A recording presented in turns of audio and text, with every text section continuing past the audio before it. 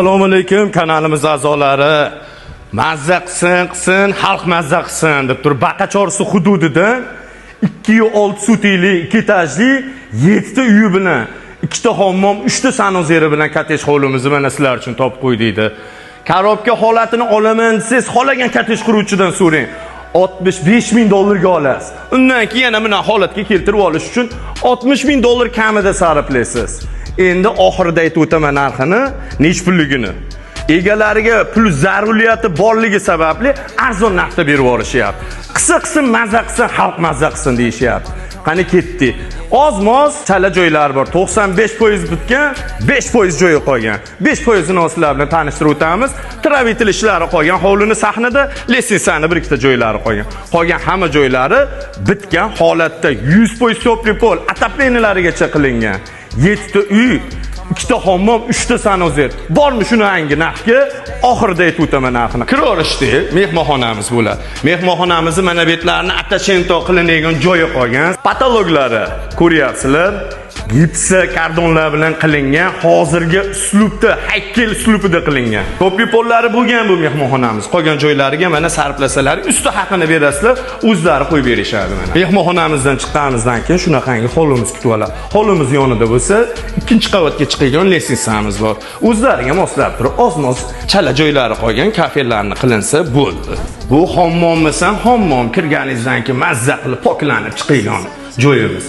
Pulni ayashmagan, hamma narsani original tozalaridan qo'yishgan. Bu sotish uchun qilinmagan, sababi yashash uchun qilingan bu.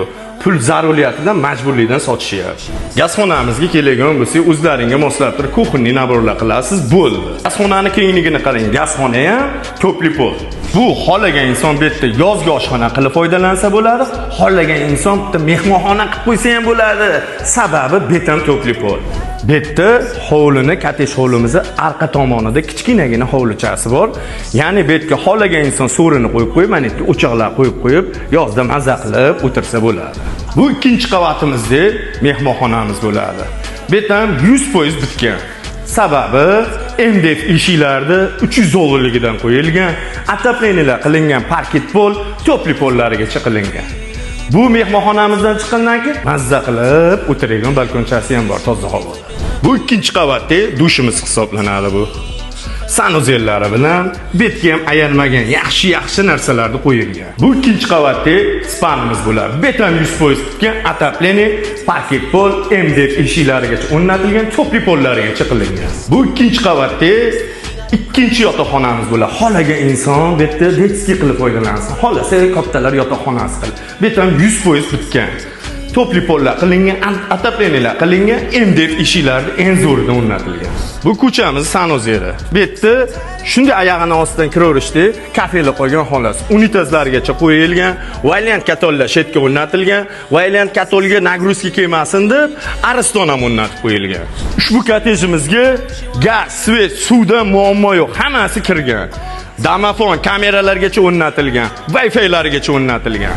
Endi narxiga kelib o'tsa, Umidjon nech pul derkina narxda deb turgandirsiz. $65,000 ga korobkasi bo'lsa, korobka holati sotuvga chiqsa, $65,000 sarflab shu holatga keltirsa, 120,000 ham demayman, 110,000 ham demayman, 100,000 ham demayman. Mazza qilsin, xalq mazza qilsin, 95,000 ham demayman. Kim olsa jazman xaridor oladigan odam bo'lsa, 87,000 jazman oladigan xaridor bo'lsa, undan ham o'tib beramiz. Mazza qilsin, xalq mazza qilsin.